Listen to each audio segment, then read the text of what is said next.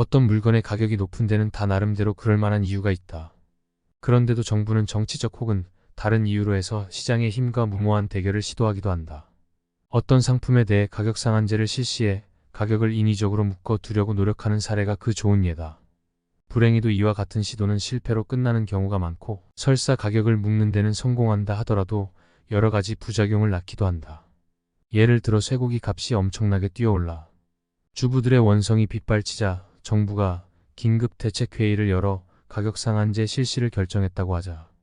이 문제의 근본적 해결을 위해서는 공급 물량을 획기적으로 늘릴 대책을 마련해야 한다는 것을 알면서도 다급한 마음에 인위적인 가격 통제의 길을 택한 것이다.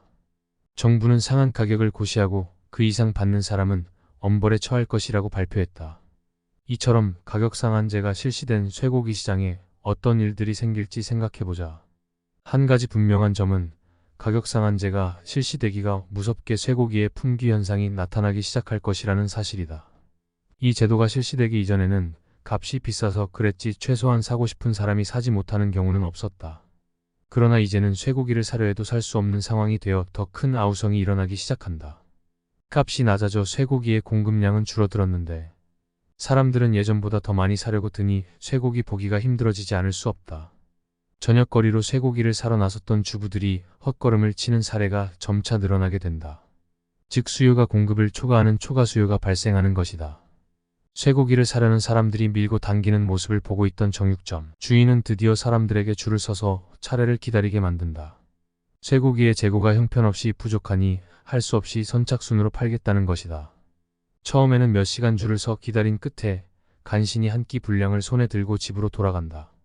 그런데 사람들이 서로 먼저 와줄을 서려고 하는 바람에 나중에는 전날 밤부터 노숙을 하면서 기다린 사람만 살 수 있는 상황이 된다. 소비자들은 불편해 죽을 지경이지만 정육점 주인은 자신에게 돌아오는 이득이 아무것도 없다고 시큰둥해한다. 어느 날 그는 쇠고기를 팔지 않고 빼돌려 이 기회에 평소 친하게 지내는 사람들에게 선심이나 쓰는 것이 낫겠다는 생각을 하게 된다. 이제 선착순에 의한 배정의 원칙은 퇴색되고 사사로운 관계에 의한 배정이 자리를 잡아간다. 어떤 정육점 주인은 한층 더 적극적으로 이 기회를 활용하려 들지도 모른다. 평소에 잘 팔리지 않던 돼지고기를 처분하기 위해 이를 쇠고기에 끼워 파는 것이 그 한 예다. 나중에는 진열대에서 쇠고기가 아예 자취를 감추고 엄청나게 높은 가격에 뒷거래되는 결과까지 나타날 수 있다. 가격 상한제가 실시될 때 암시장이 형성되어 뒷거래가 일어나는 예는 너무나도 흔히 발견할 수 있다. 애당초 가격 상한제는 가격이 너무 치솟아 서민들의 생계가 위협을 받게 되자 이들을 보호하려는 취지에서 실시되었다. 그러나 이와 같은 정부의 선의가 오히려 서민들에게 불필요한 부담만 안겨주는 결과를 빚을 가능성이 크다. 운 좋게 낮은 가격에 쇠고기를 살 수 있다 하더라도 줄을 서기 위해 낭비된 시간의 가치를 따져보면 오히려 손해가 될 수도 있다. 만약 암시장에서 비싼 값을 내야 쇠고기를 살 수 있는 상황이 된다면 서민들의 부담은 예전보다 분명히 더 커진다.